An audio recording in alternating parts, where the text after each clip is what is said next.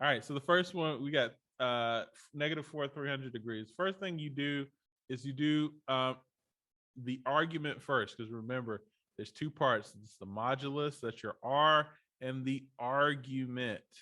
Argument, that's your theta or angle, right? And we do the argument first. So if this is 0 degrees, for example, and this is 330, this is 300, right? They're all 30 degrees apart. Now, the modulus in this case is negative. So instead of going towards this angle, we're going to be going away from the angle. So -4. So -1, -2, -3, -4. And that's where the point should be.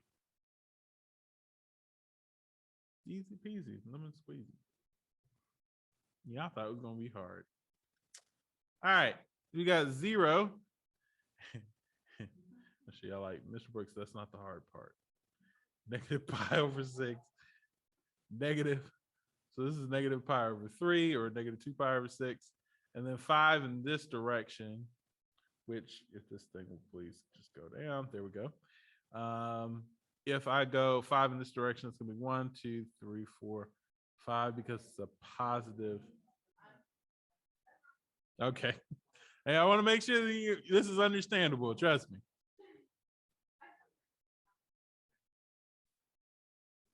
It's okay. That is correct. Every time you have a negative, just go in the opposite direction. All right, y'all ready for the next one? All right. Number 2, convert from rectangular to polar. All right, there's two things you got to remember. The first thing we remember is that r squared is equal to x squared plus y squared, straight out of the Pythagorean theorem. And in this case, we're just going to say r squared is equal to -6 squared plus 8 squared, which is 36 plus 64, which is 100. So if r squared is equal to 100, then r is equal to 10. And there is your, I've done this problem like 4 times at this point. But yes, that's how you do it. And then we want to find the argument. Now, the thing about finding the argument is we need to think about which position this is in or which quadrant it's in. All right, so if you have -6, -8, or +8 rather, then that will be somewhere out here in that second quadrant. That is important. That is important. We want to think about that. So we know that theta is equal to tan inverse of y over x. Yeah, I've explained this quite a few times, so everybody should have that. But basically, we're going to do tan inverse of y over x. It's going to be 8 over -6, which I'm going to give you a minute to put in your calculator just to make sure you're getting the same answer I am. But it should be, just use your calculator check, make sure, you know, firing all cylinders and all that good stuff. But it should be -53 degrees. Whole numbers for modulus tenths, for arguments, whole numbers. So if it's degree, you're going to put it in degrees, give me whole numbers. Right. So now let's think about it though. That's -53 degrees in the second quadrant. So in essence, what you should do is add 180 to it, right? So if we do plus 180, that gives you 127 degrees, which is what you should go from. So therefore, the r theta is 10, 127. Boom, you're done. See, well, that's not that bad. All right, number 3.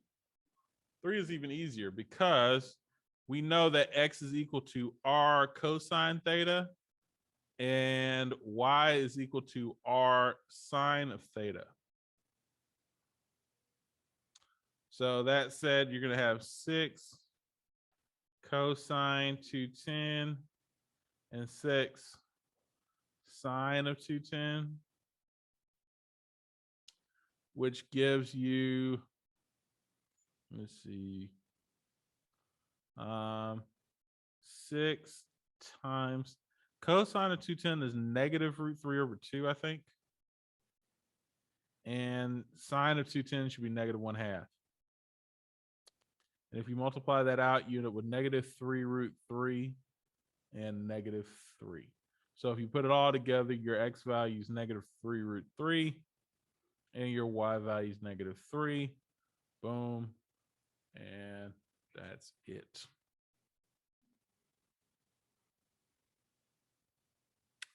Is everybody cool with that?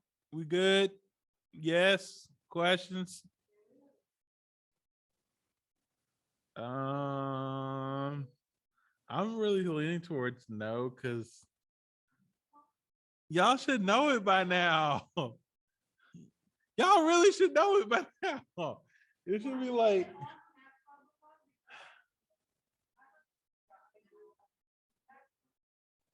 fine. I'll let you have a unit circle. But that's it. Y'all need to know all the formulas. We're gonna cover them, but okay, fine. That's fine.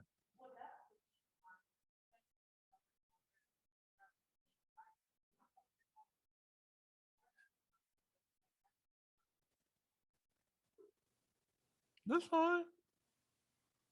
I mean, look, y'all got what you wanted. You don't have to keep fighting. All right. 7 times 5 times 2. Oh, it's 2 times 5 times 7. Cosine of I guess it doesn't really matter which order I put them in, but negative pi over 4 minus 11 pi over 4. Boom. Boom.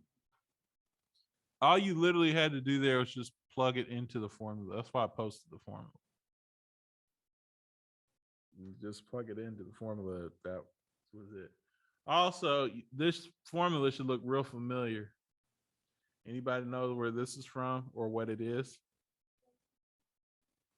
It is, but also something else we talked about at the very beginning of this semester.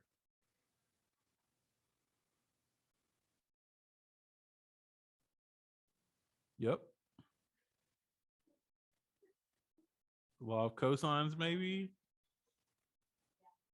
Yeah, it's the square root of the law of cosines. Is all it is. Yeah. That's the good thing about polar. Makes things easier. In certain regards. All right, so we're gonna plug everything. I remember these two coordinates were already in polar. Right. Now, could you have converted the coordinates to rectangular and then use Pythagorean theorem? Yes. Is that the long way? Absolutely. I'm just saying, but you could have done that if you wanted to. All right, so we got 25 plus 49. You got 2 times 5, which is 10 times 7, 70. Cosine of negative 12 pi over 4. All right, 25 plus 49 gives you,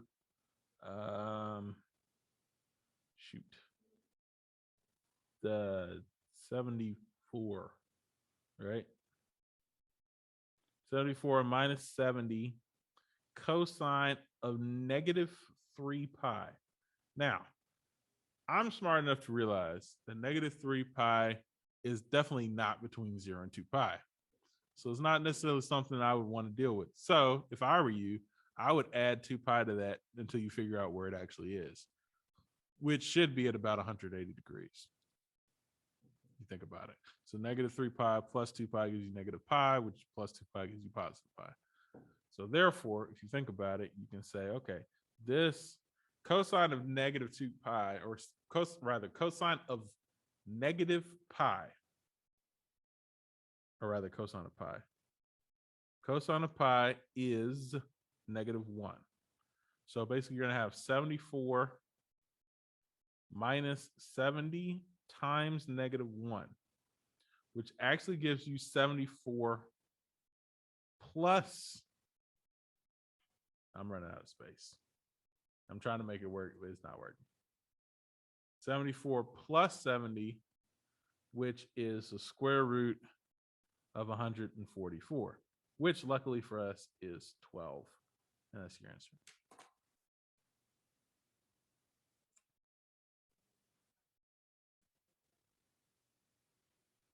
That's a good question. Order of operations. You have to do some multiplication before you can do subtraction. Good point.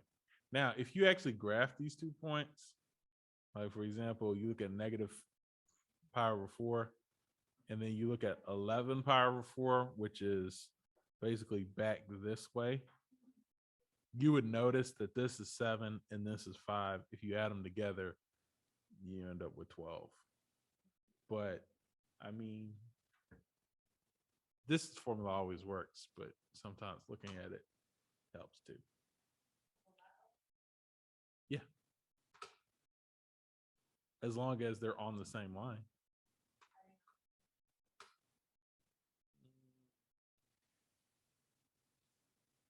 You have to. Well, I mean, it's negative pi over 4, right? 11 pi over 4. If you bring that back, like subtract 8 pi, that's 3 pi over 4. So that's this way. So they are on the same line. Just like 2 pi over 3 and 5 pi over 3 are on the same line. If they're 180 apart from each other, they're on the same line. Because 180 is a straight line. You don't need to know that for the test. I'm just saying that's how you would determine that, or you could potentially determine that. All right, now let's get into the harder stuff. First thing we need to note is 2 things when changing a rectangular into polar. First thing we note is the fact that r squared is equal to x squared plus y squared. Yes, we see it again. But there's a couple other things. The other things are that x is equal to r cosine theta and y is equal to r sine theta. We're going to need all of these for these next 4 problems. So the first part is, note it says solve for r. So we're trying to get r by itself, but there are no r's here. So we're going to need to do some substitution. The x squared plus y squared is easy enough. It's just r squared. As soon as you see that, you should automatically think, oh, that's r squared. That's how I'm going to change that. The x, on the other hand, is r cosine theta. So you know, with 5r cosine theta. Once again, just doing substitution. Remember, we're taking our rectangular coordinates, our xy coordinates, turning them into polar coordinates. All right. Now, I'm trying to solve for r. So I'm trying to get r by itself. So the way I'm going to do that is kind of interesting. I'm just going to divide by r on both sides. Real simple. But sometimes is a step that people often miss. First thing people see is that square, and the first thing they want to do is take the square root of both sides. Don't do that. It's not necessary. Just divide by r on both sides. You get with r equals 5 cosine theta, which is a circle of diameter 5 in the x direction. So like, once again, you don't need to, I'm not quizzing you on the graphs of these things, because remember I told y'all it was pointless, but this is what it would look like. Or it should be anyway. All right, convert r equals secant of theta to rectangular. This one, for this one, it's a little bit different. So we're going from polar to rectangular this time.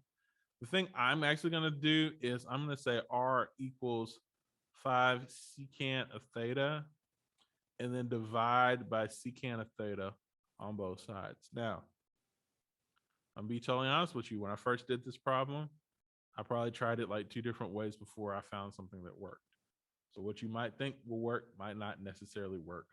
Don't freak out if it doesn't. Just try something else. But I divided both sides by secant of theta. And what I noticed is that, hey, if I do r over secant of theta, that's really saying r over 1 over cosine of theta. And according to keep change flip, that means that this is really r cosine theta equals 5. It's pretty clever. Now, how is this helpful? Well, look at this. X equals r cosine theta. So all I have to do now is just say x equals 5. That's it. I'm done. Now, I will remind you all that there are other, remember I posted all this stuff as well. So when it comes to doing these types of problems, you have all of these worked examples. That's not the worked example. This is the worked example. You have worked examples of all of this. You can go back, take a look at it if you need it, and so on and so forth. And then where are the equations? There we go. This is the equations part, which that one's kind of confusing, but it be what it be. Ooh, shoot. I guess we're going to talk about that later.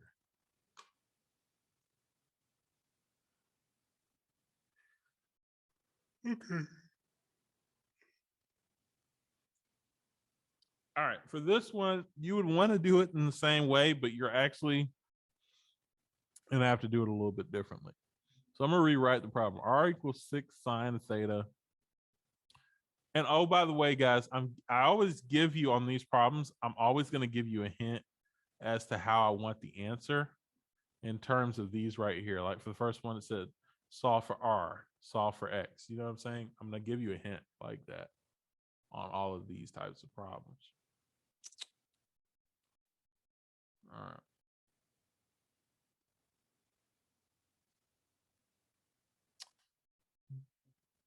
So for this one, what I'm actually going to do is multiply by R on both sides to give me R squared equals 6R sine theta.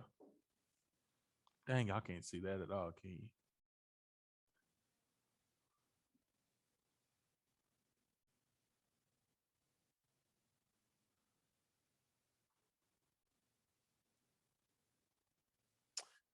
All right, then we're trying to solve for x squared plus y squared. Note that this piece right here is just y, and this piece right here is x squared plus y squared. So basically your answer would be x squared plus y squared equals 6y. And you're done.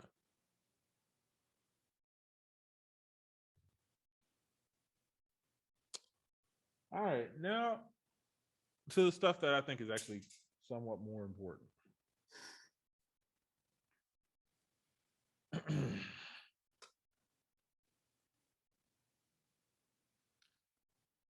All right. I want y'all to write this down because you're going to need it just to make sure that you got it.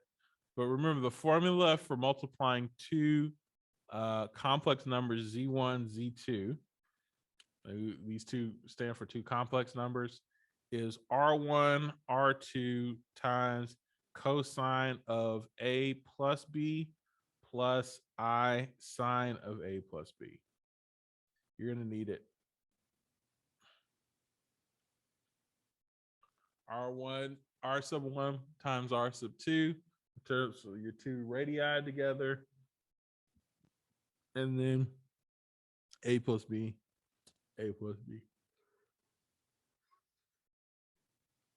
Yeah, excuse me.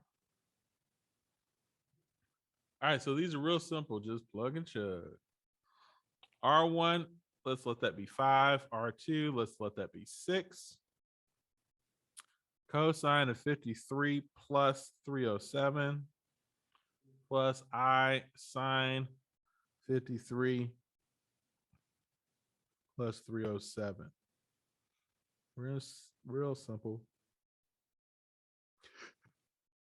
Just plugging and chugging is pretty much it. Of course, you have to know the formula to be able to do it in the first place, right? So you get 30, then cosine 360. Oh, isn't that nice? Plus I sine of 360. Ooh, I didn't expect that to happen. 360.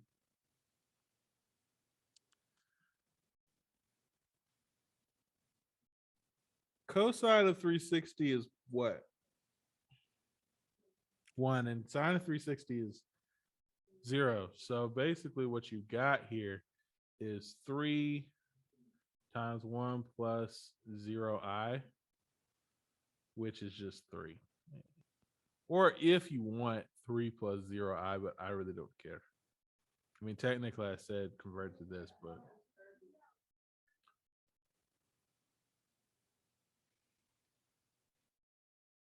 $30 plus 0i.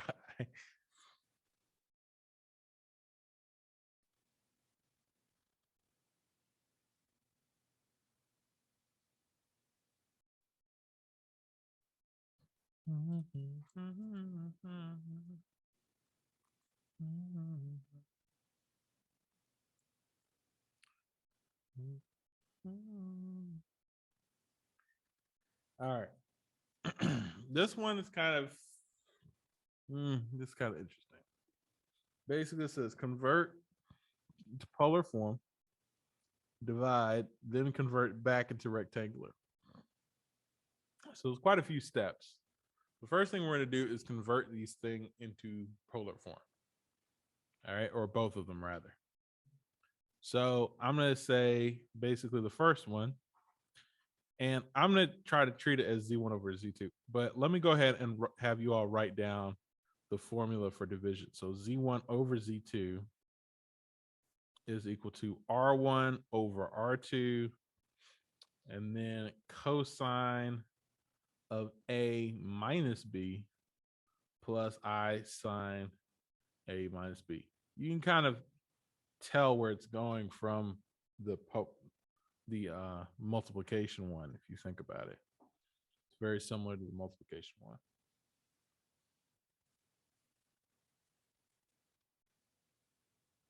Only instead of multiplication, you divide.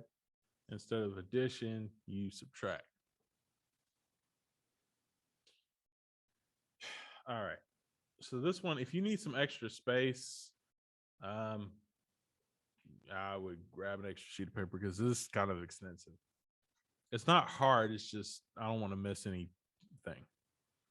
All right. So if we do 6 plus 3i, we want to convert this into polar. Okay. We're trying to convert this into polar. So once again, the two things are we need the modulus. So r squared is going to be equal to a squared plus b squared in this case, which is going to be 6 squared plus 3 squared, which is going to be 36 plus 9 or 45.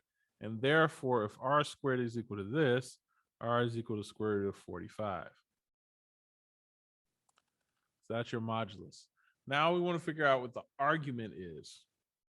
Figure out the argument. We want theta is equal to, and we could call this R1, by the way. And instead of theta, let's use A. So A would be equal to tan inverse of B over A, which in our case, theta equals tan inverse of 6 over 3. Good thing about this, of course, is the fact that we're in the first quadrant, so I don't really need to too much consider making sure the negatives or whatever are in the right place. So that is helpful. So let's see. Tan inverse of 2. And we want it in degrees. So I would say 63 degrees.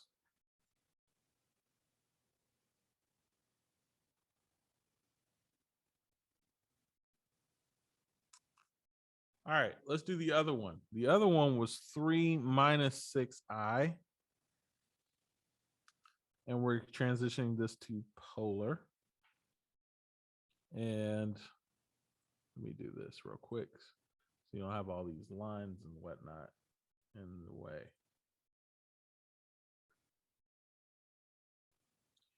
All right, same thing. We get R2 squared basically equal to a squared plus b squared. So r is equal to 3 squared plus negative 6 squared. And is everybody okay with me just stating the obvious that R2 is equal to square root of 45? This is the exact same problem, basically, from a number standpoint. Now, the place it's at is very different. We know if it's 3, -6, that puts you in this quadrant, right? You're positive A, negative B. So that puts you in the fourth quadrant. So we need to keep track of that as we do tan inverse of, oh crap. First one's wrong. Dang it. Okay. Not a big deal. It's just I put the B and A in the wrong place. This should have been 3/6. It should be tan inverse of -6/3. Y'all see what I mean? Remember, it's y/x, not x/y, and I messed that up. Anyway, like I said, not a big deal. We'll just do them both at the same time. So for that first one, we got 3/6 now instead. That's 27. So it should have been 27 degrees, not 63 degrees, which it makes sense.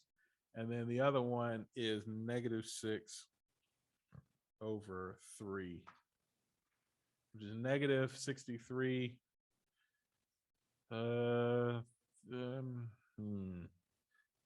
I'm tempted to just leave it at -63. I mean, we're going to deal with it later anyway, so just leave it at -63 degrees. Why not?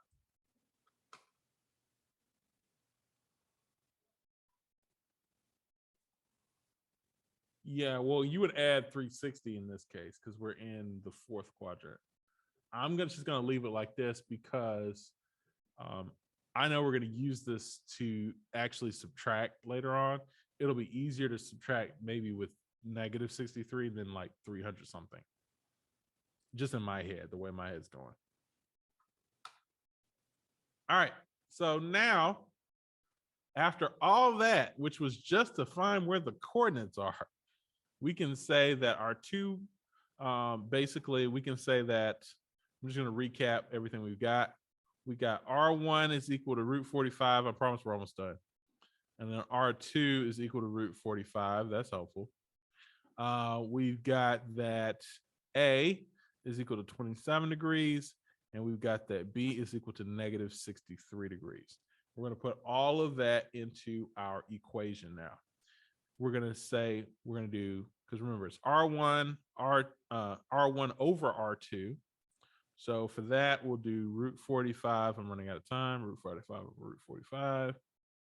And then we'll have cosine of 27 minus -63. This is helpful. Plus I sine 27 minus -63. Which, if you put it all together, you get 1 times cosine 90 plus I sine 90, which is very helpful. Cosine of 90 is 0. Sine of 90 is 1. So we can say this is just I, or 0 plus I. And that's your answer. Just for 0 plus I agree. So there must be a better way. And there is. We will find that out when we do vectors and matrices. The reemergence of matrices.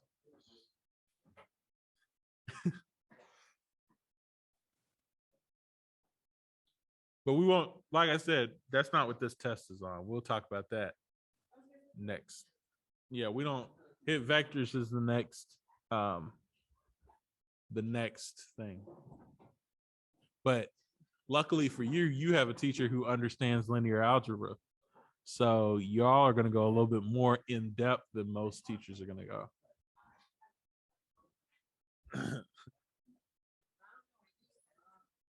You will. It's not too bad.